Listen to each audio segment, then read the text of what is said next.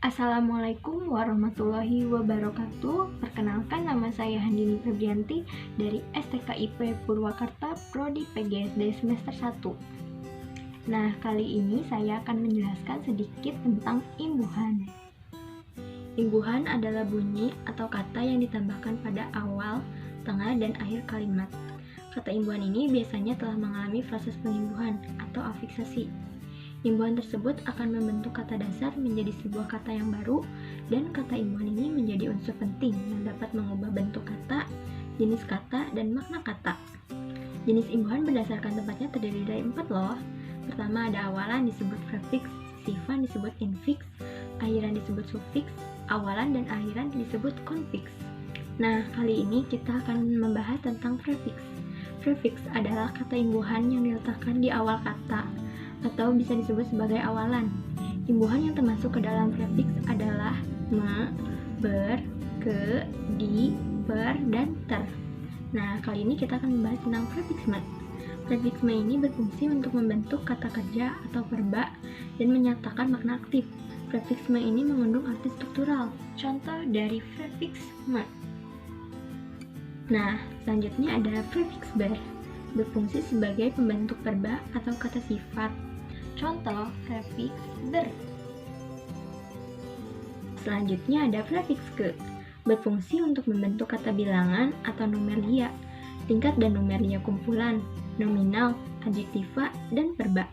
Prefiks ke ini tidak mengalami perubahan bentuk. Adapun makna-makna yang dibentuk oleh prefiks ke adalah Donald Trump adalah Presiden Amerika Serikat ke-45. Nah, selanjutnya ada prefiks di. Prefiks di ini berfungsi membentuk verba pasif. Dalam praktiknya, prefiks di memiliki 2 fungsi, yaitu sebagai prefiks dan sebagai kata depan atau preposisi. Perbedaannya adalah jika sebagai prefiks ditulis serangkai dengan kata yang mengikutinya, sedangkan jika sebagai kata depan atau preposisi ditulis secara terpisah. Contoh prefiks di. Selanjutnya ada prefiks per, berfungsi membentuk kata benda dan verba inferatif. Contoh prefiks per. Selanjutnya ada prefiks ter, berfungsi membentuk verba pasif, adjektiva, dan kata benda atau nomina. Contoh prefiks ter. Nah, selanjutnya saya akan menjelaskan tentang infiks. Infiks dalam bahasa Indonesia dikenal imbuhan yang letaknya di tengah kata dasar. Imbuhan ini dikenal dengan istilah sifan. Imbuhan yang termasuk ke dalam infiks adalah in, l, m, r, dan a. Contoh infiks in. Contoh infiks l. Contoh infiks m. Contoh infiks r. Contoh infiks a.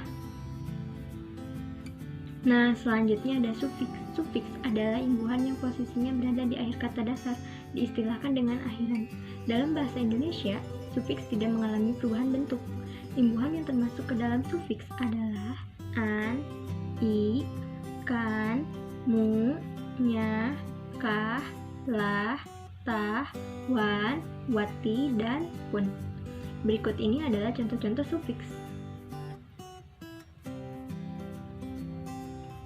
Nah, selanjutnya ada konfiks. Konfiks adalah afiks yang tunggal yang ditempatkan di antara kata dasar.